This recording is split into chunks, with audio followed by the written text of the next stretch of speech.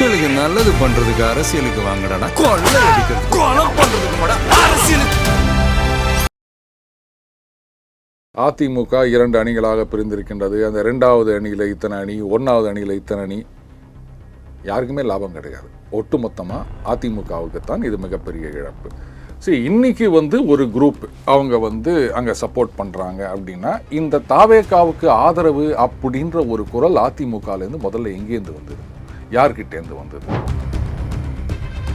எப்படி தாவேகாவில் பாஜகவோட கூட்டணி சேர்ந்த மாதிரி உங்களுக்கு 20 எங்களுக்கு 150 அப்படின்னா ஒத்துப்பாங்களா? உங்களுக்கு 20 கொடுக்குறாங்களா பாருங்க முதல்ல. அப்படி தானே கூட்டணி இருக்க போது. இன்னைக்கு தாவேகா அதிமுக கூட்டணி அப்படின்னு சொன்னால் அதிமுகவுடைய நிலைமை என்ன? Junior most partner. அதுக்கு மேலே அவங்களை யாரும் சேர்த்துக்க போகிறது கிடையாது. பட் அதிலிருந்தே அவர்கள் மக்கள் செல்வாக்கை இழந்து விட்டார்கள். இனிமேல் மத்திய அரசு செல்வாக்கில் தான் இது பண்ணணும்னு நினைக்கிறாங்கன்றது புரியலையா? இப்போ திமுகவில் அந்த மாதிரி ஏதாவது சொல்லியிருக்காங்களா? ஃபார் தட் மேட்டர் நீங்கள் அதை சொல்லுங்கள். ஏன்னா அல்டிமேட்லி என்னதான் டெல்லி சப்போர்ட், இப்போ சரி தேர்தலுக்கு முன்னாடி டெல்லி சப்போர்ட் யாருக்கு இருந்தது? ஒன்றிணைந்த அதிமுகவுக்கு. என்ன நடந்தது? டெல்லி சப்போர்ட்டை வச்சுட்டு ஒன்றும் பண்ண முடியாது. என்ன மேபி அவங்க ஒன்றா இந்த பக்கம் இருக்கவங்க மீது ஏதாவது நடவடிக்கை அப்படின்னு சொல்லலாம். முதல்ல இந்த திமுக முன்னாள் அமைச்சர்கள் மீது என்ன நடவடிக்கை அப்படின்றத பார்க்கலாம். கே நேரு அவர்களோ செந்தில் பாலாஜி அவர்களோ அந்த கேஸ் எல்லாம் எப்படி போகுது? இந்த கே நேரு அவர்களுக்கு எதிராக எஃப்ஐஆர் போடுறாங்களா? உண்மையிலேயே ஊழலுக்கு எதிரானவர்கள் அப்படின்னு சொன்னால் அதை பண்ணணும். ஏற்கனவே அந்த கோர்ட்டில் கேஸ் இருக்கு, ஒன்றும் முடியல. இவங்க ரொம்ப நல்லவங்க அப்படின்னு நீங்கள் தானே சர்டிஃபிகேட் கொடுத்தீங்க. அவங்களுக்காக தானே கூட்டணி வச்சுருந்தீங்க. நீங்கள் ஊழல்லாம் அப்போவே வெளில வந்திருக்க வேண்டியது தானே. இப்போ இங்கே வெளில வந்த பிறகு அவங்கள பார்த்து ஊழல்னு சொல்கிறீங்க. இன்றைக்கி தாவேகா மெஜாரிட்டி வந்திருந்தாங்கன்னு வச்சுக்கோங்களேன், இவங்களை கூப்பிடல அப்படின்னா அப்போ சொல்லியிருப்பாங்களா இது ஊழல் அரசு அப்படின்னு சொல்லி. கூட்டணி கட்சிகள் இங்கேருந்து அங்கே போனாங்க, ஒட்டுக்காக போயிட்டாங்க. இனிமேல் திமுக பக்கம் ஜென்மத்துக்கும் வரமாட்டாங்கன்னு நான் சொன்னது நிஜமா? இதுதான் திமுகவுடைய பிரச்சனை. அதில் எவ்வளோ நீங்கள் பணம் அலோகேட் பண்ணியிருக்கீங்க, என்ன ஏதுன்னு ஆர்டிஐயில் நான் கேள்வி கேட்டேன். அப்போ தான் தெரியுது. ரொம்ப ஆச்சரியமாக இருந்தது. அங்கே வருகின்ற நோயாளிகளுக்கு ஒருத்தருக்கு 100 ரூபா கூட செலவு பண்ண முடியாது, அந்த அளவுக்கு தான் பணம் அலோகேஷன் இருந்தது. ஸோ இந்த மாதிரி ஒரு பொய்யான பிம்பத்தையே கட்டமைத்து கொண்டிருந்தார்கள் ரொம்ப காலம்.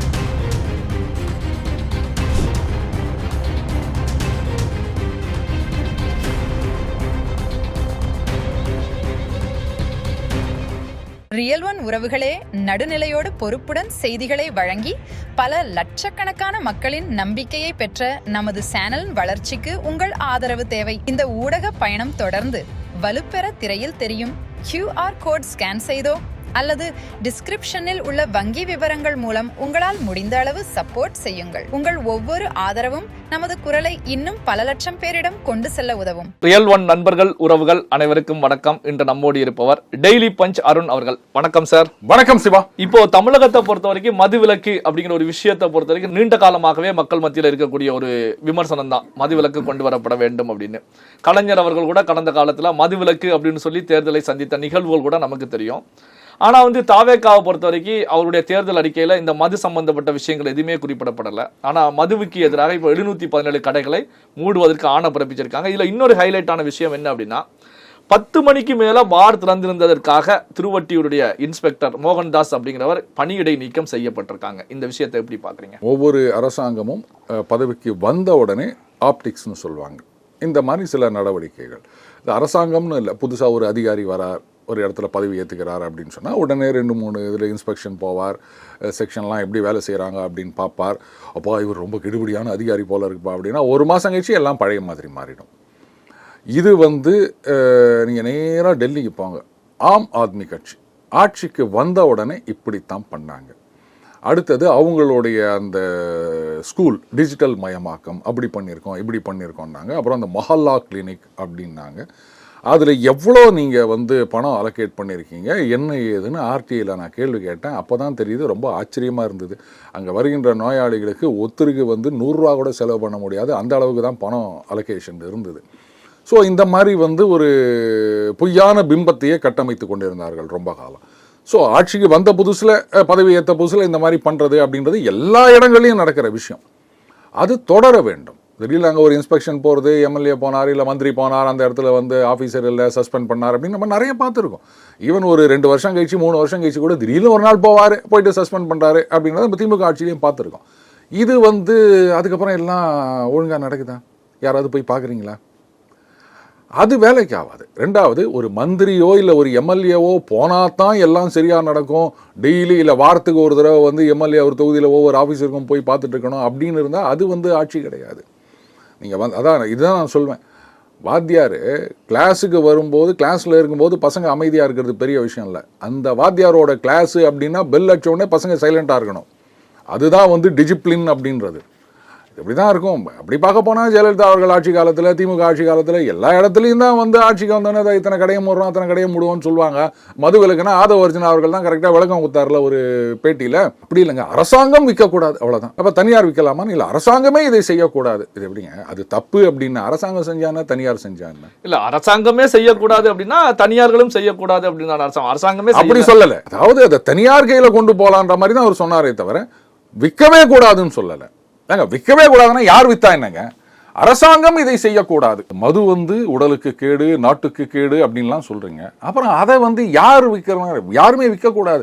கேட்டால் போன ஆட்சியில் அதான் சொன்னாங்க. அப்படி இல்லை, எத்தனையோ பேர் மது பிரியர்களாக இருக்கின்றார்கள், அவங்களெல்லாம் உடல்நிலையான, ஏன் பீகாரில் இருக்கவங்களுக்குலாம் இதே மாதிரி உடம்பு தானே, உலகம் முழுக்க ஒரே உடம்பு தானே, அவங்கெல்லாம் ஓவர் நைட்டு எல்லா கல்லு கடை சாராய கடையெல்லாம் இழுத்து மூடு அப்படின்னோடனே அங்கே மூடலை. அங்கெல்லாம் வந்து ஜனங்க இதுவா இல்லையா, கொரோனாக்கு பீரியடில் நம்ம இழுத்து மூடணும்ல கடையெல்லாம். அப்போ என்ன ஆகிட்டாங்க எல்லாரும்? அப்படியே பழகிக்க வேண்டியதான். அப்படி யாருக்காவது பாதிப்பு இருந்ததுன்னு சொன்னால் அவங்களுக்கு மருத்துவ வசதிகள் செய்யணும், இல்லை கவுன்சிலிங் கொடுக்கணுமா, இல்லை சைக்கோ கவுன்சிலிங்கா, இல்லை வந்து மருத்துவமனையில் அட்மிட் பண்ணணுமா, அதை பண்ணுங்க, அதுக்கு செலவு பண்ணுங்க. ஆனால் அதை இழக்கிறதுக்கு யாரும் வரமாட்டாங்க பாருங்க. இப்போ அதிமுகக்குள்ள 2 அணிகளாக நடக்கக்கூடிய மோதல், இப்போ இபிஎஸ் டீம், எஸ்பி வேலுமணி, சிவி சண்முகம் டீம், 2 கடையில் நடக்கக்கூடிய மோதலை பொறுத்த வரைக்கும் இதுல யாருக்கு சார் ஆதாயம் லாபம்? ஏன் இந்த கேள்வியை முன்வைக்கிறேன் அப்படின்னா, அதிமுகவிலிருந்து பல்வேறு மாவட்டங்கள்லேருந்து விலகக்கூடியவங்களை பொறுத்த வரைக்கும் தாவேக்காவில் இணையக்கூடிய நிகழ்வுகள் நடந்துகிட்டு இருக்கு. யாருக்கு லாபம், எப்படி பார்க்கலாம் சார்? நியூக்ளியர் வாரை பற்றி சொல்லும்போது ரொம்ப அழகாக ஒன்று சொல்லுவாங்க. 2 வழுக்கை தலையர்கள் ஒரு சீப்புக்காக சண்டை போடுற மாதிரி அப்படின்வாங்க. அதை வச்சுக்கின்னு யாருக்கும் பிரயோஜனம் கிடையாது, ரைட்? ஆனாலும் சண்டை நடக்கும். அந்த மாதிரி இன்னைக்கு தேதியில் அதிமுக 2 அணிகளாக பிரிந்திருக்கின்றது. அந்த 2வது அணியில் இத்தனை அணி, 1வது அணியில் இத்தனை அணி, யாருக்குமே லாபம் கிடையாது. ஒட்டுமொத்தமாக அதிமுகவுக்குத்தான் இது மிகப்பெரிய இழப்பு. சரி, இன்னைக்கு வந்து ஒரு குரூப் அவங்க வந்து அங்கே சப்போர்ட் பண்ணுறாங்க அப்படின்னா, இந்த தாவேக்காவுக்கு ஆதரவு அப்படின்ற ஒரு குரல் அதிமுகலேருந்து முதல்ல எங்கேருந்து வந்தது, யார்கிட்டேருந்து வந்தது?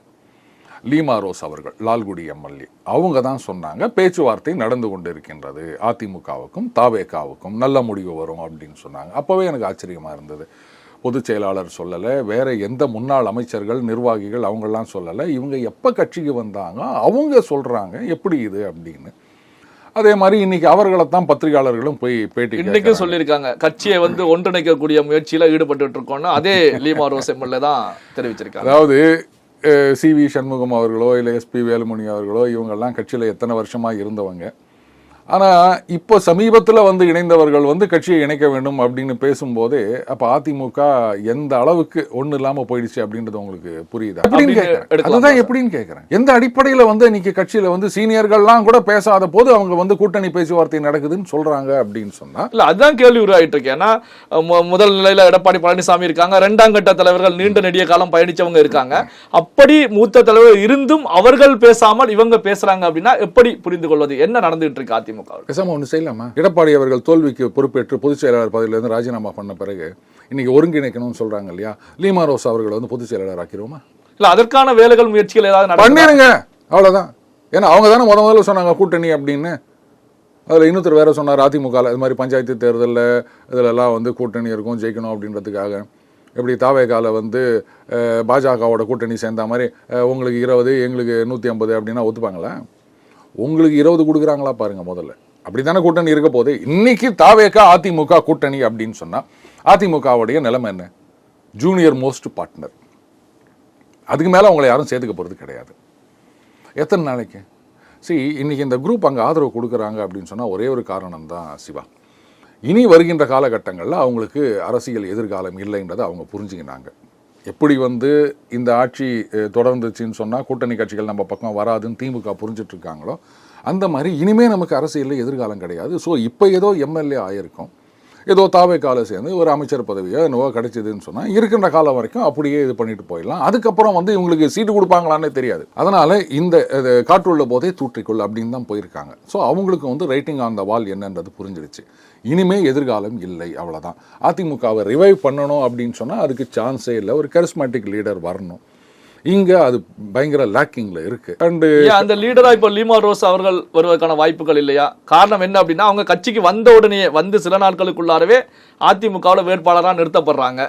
இப்போ அவங்களுடைய ஃபேஸ் தான் மீடியாக்கள்லையும் பரவலாக வந்துகிட்டு இருக்கு. அப்போ அதிமுகவில் வந்து மற்ற தலைவர்களை விட லீமா ரோஸ் மேல் நோக்கி வந்துகிட்டு இருக்காங்க அப்படின்னு எடுக்கலாம்ல? அதைத்தான் நான் சொன்னேன், அவங்கள பொதுச் செயலாளர் ஆக்கிருங்க அப்படின்னு. நல்லா இருக்கும்ல? இல்ல கட்சியில வந்த உடனே இந்த அளவுக்கு பெரிய அளவுல வளர்ந்து வந்துருக்காங்கன்னா என்ன காரணம் சார்? ஓப்பனா அவங்களுக்கு ஏன் சீட்டு கொடுத்தாங்கன்னு எடப்பாடியார் அவர்களை தான் கேட்கணும். எப்படிங்க காலங்காலமா கட்சிக்கு உழைத்த தொண்டர்கள் நிர்வாகிகள் அவங்க எல்லாம் இருக்கும்பொழுது நீங்க வந்து திடீர்னு கட்சியில வந்து சேர்றாங்க, அவங்களுக்கு எம்எல்ஏ சீட் கொடுக்குறீங்க, பெரிய பெரிய ஆட்கள் எல்லாம் தோக்கும்போது இவங்க ஜெயிக்கிறாங்க. அதனால பேசாம நீங்க விலகிட்டு அவங்கள அந்த பதவியில் உட்கார வச்சுட்டு போயிருங்கன்னு சொல்லலாம் அவங்க ஒருங்கிணைப்பாளர்கள். ஏன்னா நீ வேணாம் நானும் வேணாம், பொதுவாக ஒரு ஆளை கொண்டு வரணும் அப்படின்னு நம்ம சண்டை போடும்போது சொல்லுவோம் இல்லையா? அந்த மாதிரி அவங்கள வந்து நீங்கள் பொதுச் செயலாளர் ஆக்கிட்டு போயிருங்க, அவ்வளோதான். பட் என்ன ஆக்கினாலும் அதிமுகவை ரிவைவ் பண்ண முடியாது சிவா.